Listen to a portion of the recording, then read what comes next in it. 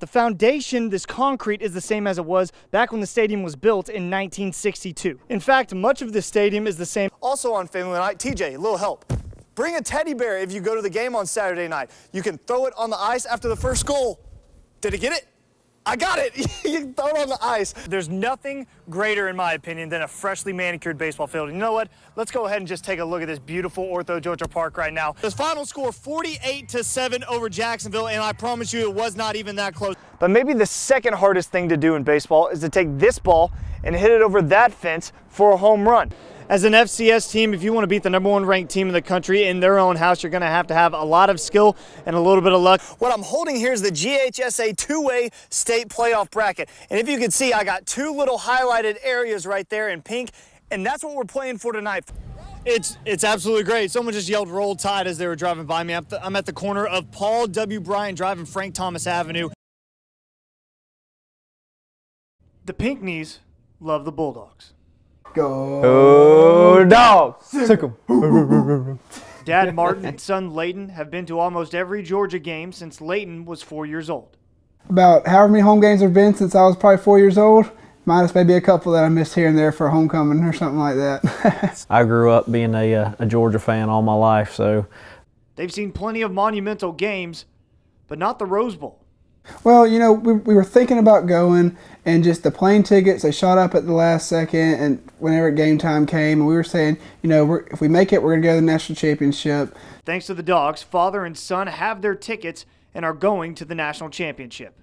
Oh, it's awesome. You know, we spend many a weekend just us two hanging out at football games. You know, that's kind of something we've done ever since I've been little. It's just good bonding time for us. It's, you know, it's being in Sanford Stadium, being in Mercedes-Benz, or wherever it may be. The Dogs await Alabama, and the Pinkneys hope this game goes better than the last time they saw the two match up in Atlanta. Obviously on the last play and, you know, just being so disappointed coming out of there, almost beating Alabama. So now a chance to play them again and be at the game. The Pinkneys are such big Bulldog fans that they got a Bulldog of their own. This is Tuck. He doesn't really like the cold weather. All right, bye, Tuck. They're still going to the game, though. Reporting in Kathleen, Mason Prince, WGXA Sports.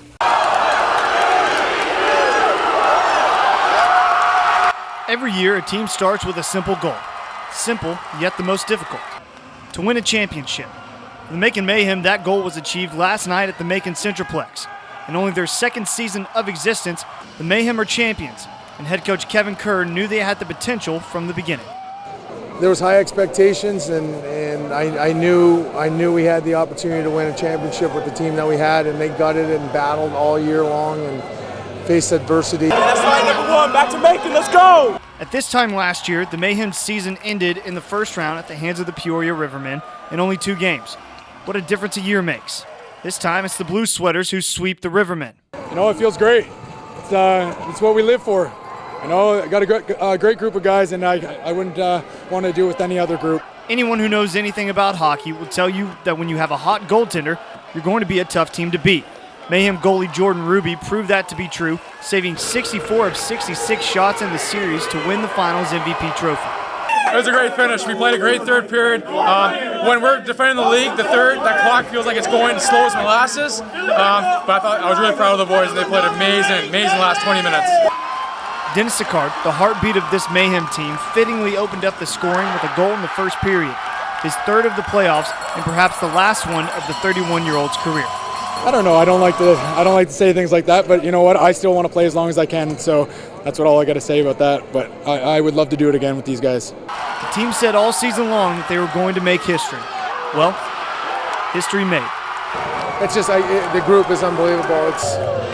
I'm so proud of them. I can't say enough about my players. I love them like they're my kids, and I'm just so happy for them. I'm happy for them. This was all about them. It had nothing to do with me. I was fortunate to win a couple championships in my career as a player, and I wanted them to feel what it felt like to win, and now they know. They know what it feels like to be a champion. Mason Prince, WGXA Sports.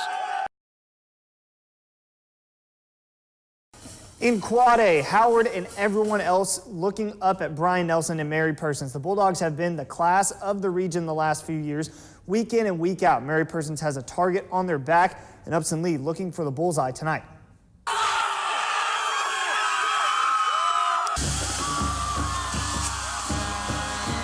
Great start for the Knights. First pass of the game, JT Hardage picked off by LaXavier Moore.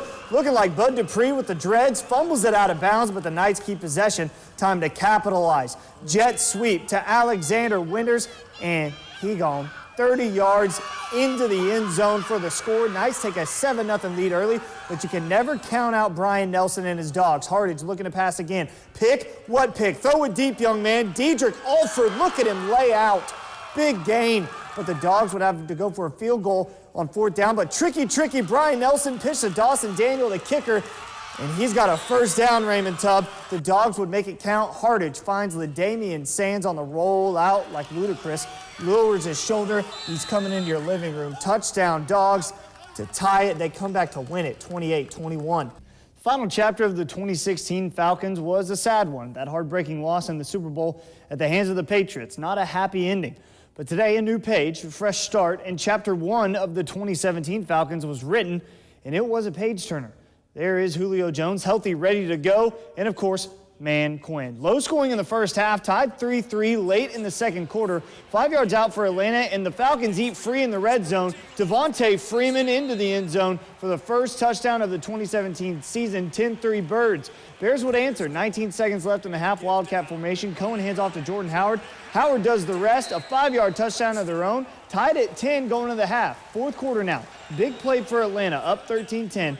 Matt Ryan drops back, looking, almost falls over, gets up, launches it downfield to a wide-open Austin Hooper, and it's a foot race, but Hoop ain't that fast, so watch this. Boy, if you don't, the stiff arm, the filth, and Hooper is going to waltz in the end zone for an 88-yard score. Ball game over, right? Wrong. No quit in the Windy City. Glennon drops back, fires to his running back Cohen out of the backfield, and Cohen is in. Bears only down 3 with 7 minutes left. Atlanta without a field goal. Chicago down 6. Last shot for Chicago with 8 seconds left at the 5-yard line. 4th and goal. Glennon looking, but here comes Brooks Reed, and that's a sack, and that's your ball game. Falcons win a nail-biter, 23-17 to start the season 1-0. Matt Ryan, a big fan of how the game ended.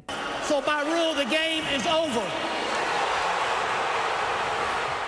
Did you know that rule existed? Because I'm going to be honest, I sure didn't. And by the sounds of the people in Detroit, they didn't know it either. But hey, a win is a win, right?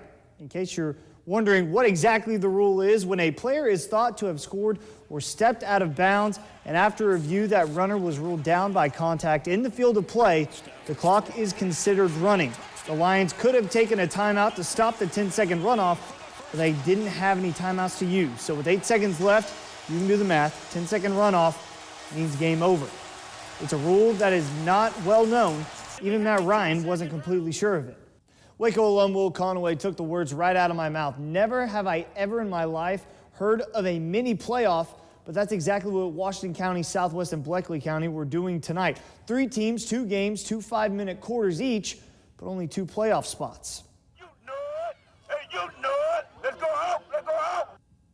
Waco and Southwest game number 1. This is Colin Collins from a long way out. Kick is up and good. Hawks on top, 3-0 in the first quarter. Ensuing kickoff, this is Jaquez Penniman getting the kick. Now watch him go to work. Finds the crease, turns on the Jets, and he's off to the 50, the 40, the 30, down inside the 25-yard line, and the Patriots are in business. Couldn't get anything going, though. Less than 2 minutes left in the game. Southwest needs a stop, and their defense gets one. Tackles Preston Daniels short of the first down. Hawks have to punt. Jordan Slocum, time to work some magic. Finds Antonio Valentine on the curl. Now watch this. Whoop! And he is going to get down inside the 21-yard line. Big first down right there. This is it. 5 seconds. Last play. Slocum, corner of the end zone to Montez Askew.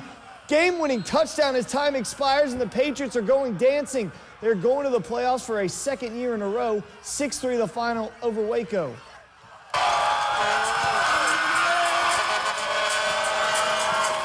30 minutes later, Waco taking on Bleckley County. Watch this catch from Torrenio Davis, the one-hander, and my goodness, that is filthy. First down, Royals, what a catch.